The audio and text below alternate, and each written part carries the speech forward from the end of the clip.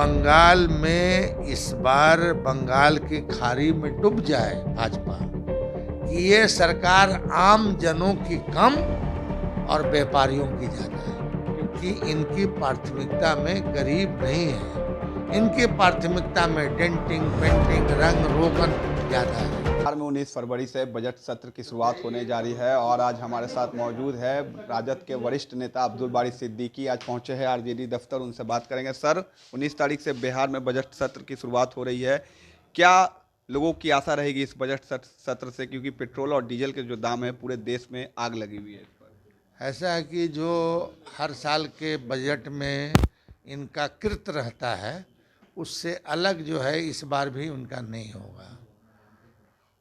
और मैं एक सवाल मैं पहले भी विधानसभा से लेके बाहर तक उठाता रहा हूँ कि हर बार ये ढोल पीटते हैं कि मेरा बजट का आकार ये है, हमारा बजट का आकार ये है। तो कम से कम इस बार बजट के साथ साथ जो है पिछले बजट में कितनी राशि इन्होंने व्यय की है, राशि को लैप्स कराया है, ये बिहार की जनता जानना चाहती है।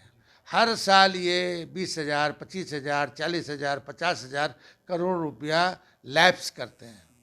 उस राशि से गरीबों के लिए विभिन्न कल्याणकारी योजनाओं का कार्यान्वयन हो सकता था, जो नहीं हो रहा है। तो कह सकते हैं हम कि इनकी प्राथमिकता में गरीब नहीं है, इनकी प्राथमिकता में डेंटिंग पेंटिंग रंग रोगन ज़्यादा है। उसका ढोल बहुत पीटते हैं।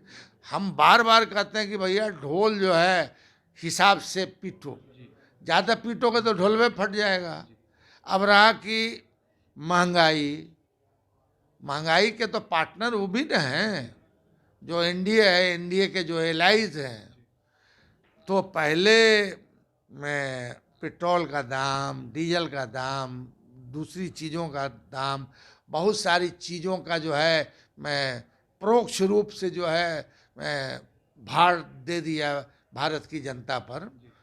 तो मुझको लगता है कि लोग अब कहने लगे हैं कि ये सरकार आम जनों की कम और व्यापारियों की ज़्यादा है। क्योंकि कल भी बिहार के मुख्यमंत्री ने पेट्रोल और डीजल के बढ़ते दाम पर केंद्र सरकार के खिलाफ एक शब्द तक नहीं बोला है। कैसे बोलेंगे? उनको सरकार में रहना है कि नहीं? गए हैं उनके साथ, उनके पार्टनर बने हैं, उनके सहयोगी हैं, इतने दिन से सरकार चला रहे हैं। तो उनका जो भी मैं क्रेडिट होगा तो इनका भी क्रेडिट होगा, डिस्क्रेडिट होगा तो इनका भी डिस्क्रेडिट होगा। अब सर, बंगाल चुनाव पर आ जाते हैं। आपकी भी टीम गई थी आरजेडी की दीदी से बात करने, क्या बात नहीं बनी बंगाल में? नहीं, हमारी बात अच्छी बात हुई है। हमने दोनों पक्ष के लोगों से बातचीत की है और हमने वहाँ भी सार्वजनिक रूप से कहा था कि बंगाल में इस बार बंगाल की खाड़ी में डूब जाए भाजपा, हमको इसका स्ट्रेटजी बनाना है, नंबर एक।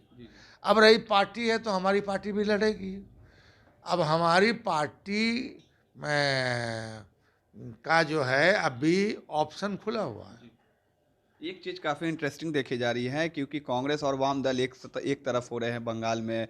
बिहार में बात की जाए कन्हैया की, तो कन्हैया जेडीयू से मिल रहे हैं। अब आरजेडी बात कर रही है कि कांग्रेस और वाम दल के साथ जाएंगे। तो ये सर बैलेंस थोड़ा भाई बिगड़ा। अब आप देख लीजिए ना कि अब जैसे यहाँ के अलायंस में या कई स्टेट में अपने राज्य के परिस्थिति के हिसाब से लोग अलायंस बनाते हैं और फिर दूसरे राज्य में परिस्थिति बदल जाती है तो दूसरा अलायंस होता है।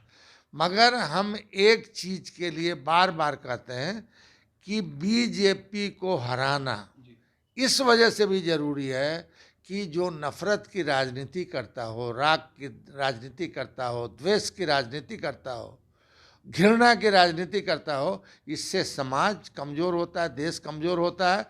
तो हमारी प्रायोरिटी है इस विचारधारा को परास्त करना।